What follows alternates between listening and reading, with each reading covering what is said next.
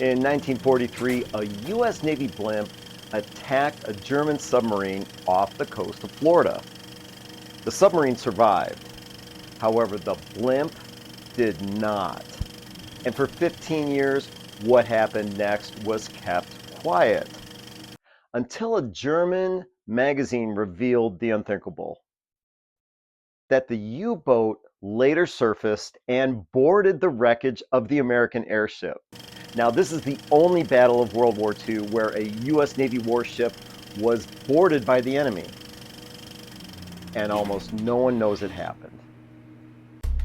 After nearly 2 years into World War II, German U-boats continued to operate dangerously close to the American coastline. Oil tankers burned within sight of shore. Merchant ships were sunk faster than they could be replaced. The U.S. Navy needed a way to patrol these vast stretches of ocean.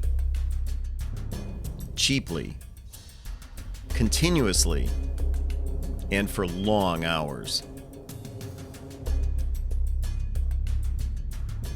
The solution wasn't a new warship.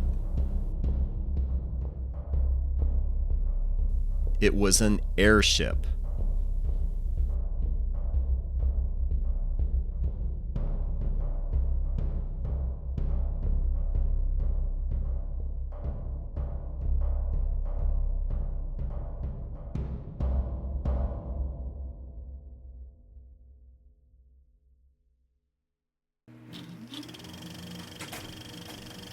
Unlike airplanes,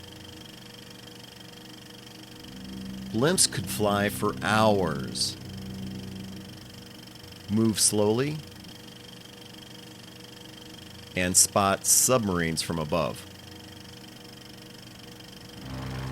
Though they carried depth charges,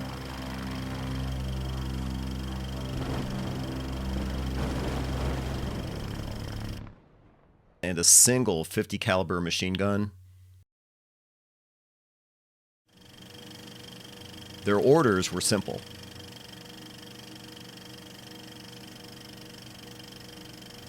When it comes to enemy U-boats, you can look, just don't touch.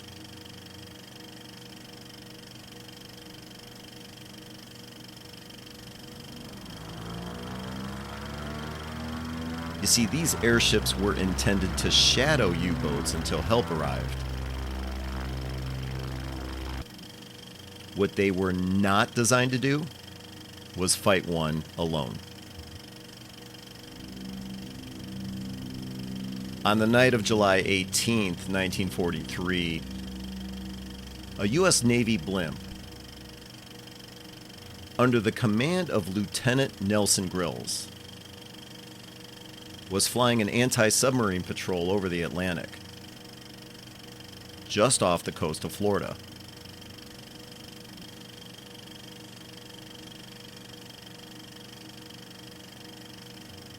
Its mission was routine.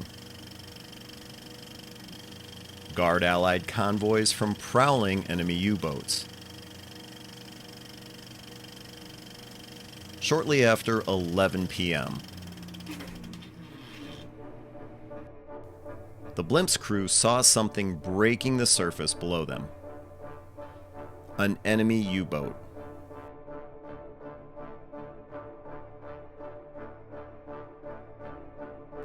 It was the German submarine U-134, hunting a nearby tanker and freighter. Lieutenant Grills had to make a choice. Either radio for reinforcements that surely would not arrive in time before torpedoes were launched, or engage the enemy now to save these ships. Against standing orders barring him from attacking enemy U-boats, Grills made a bold decision. What followed was an air-sea battle that never should have happened.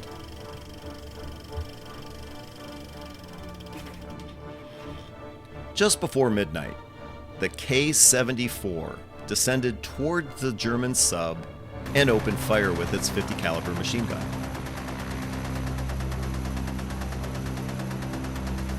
Passing directly overhead, the bombardier dropped 2 depth charges. Unfortunately set too shallow to cripple the submarine. Instead of diving, the U-boat crew turned their deck gun upward and returned fire. What followed was almost unthinkable. A submarine firing on an airship. Tracer rounds tore through the Blimp's envelope. The Blimp's starboard engine was hit, and the tanks holding the Blimp's helium were repeatedly punctured. The airship, designed to observe from a distance, had suddenly become the most fragile object in the fight. This is where the reality of the design becomes impossible to ignore. You see, blimps were slow-moving targets. They were lightly armed, and they were filled with helium that offered no protection once punctured.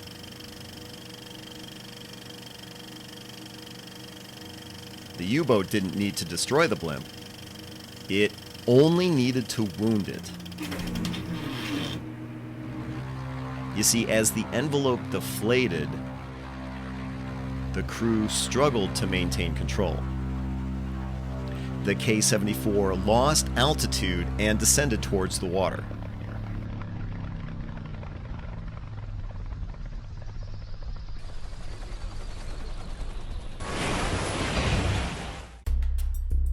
Somehow, the U-boat survived.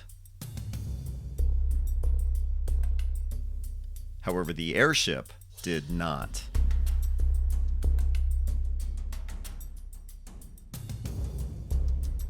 The 2 Allied convoy ships Lieutenant Grills was trying to protect from the U-134 managed to escape unharmed. The Blimp, however, crashed into the dark ocean below. The crew donned their life jackets and abandoned K-74 after it settled into the water. Now, the U-boat escaped, suffering slight damage, and was able to submerge after the attack. Hours went by as the airship's envelope took a long time to sink. Lieutenant Grills decided to swim back to the gondola to ensure all classified material had been tossed overboard. The Blimp's crew were rescued the next morning by the destroyer USS Dahlgren. All except one. That remaining crew member, aviation machinist mate Isidor Stessel, was attacked and killed by a shark. This unlikely battle underscored the desperate stakes of the Atlantic theater during World War II.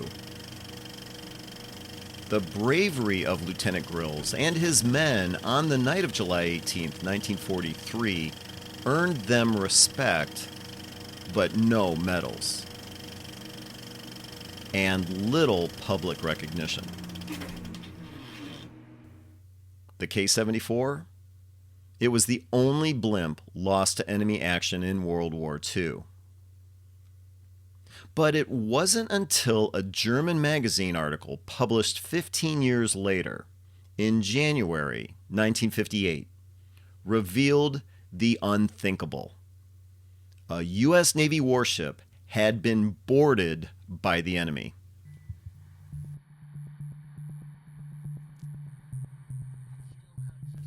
After the crew of the K-74 swam away from the sinking airship, and the light of dawn was beginning to show, the U-134 surfaced. The sub's crew found the gondola of the airship, along with the deflated envelope, still floating on the water.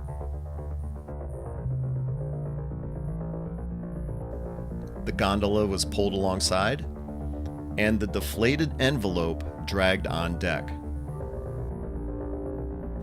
the German submariners began snapping pictures.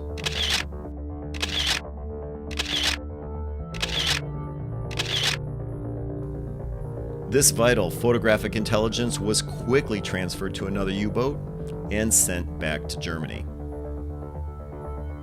Weeks later, on October 24th, U-134 was badly damaged by a second air attack in the Florida Straits. This time by carrier aircraft from the USS Croton, and was finally sunk in the Bay of Biscay by HMS Rother. U.S. Navy airships were definitely vital. They protected Allied convoys in the North Atlantic from the enemy submarine threat during World War II. Their job was to pin down German U-boats until other help arrived. And while the British and American navies successfully boarded German U-boats multiple times, the battle between the K-74 and the U-134 marks the only time in modern history that it went the other way. That a U.S. Navy warship was boarded by the enemy. And that's the part of the story we rarely talk about.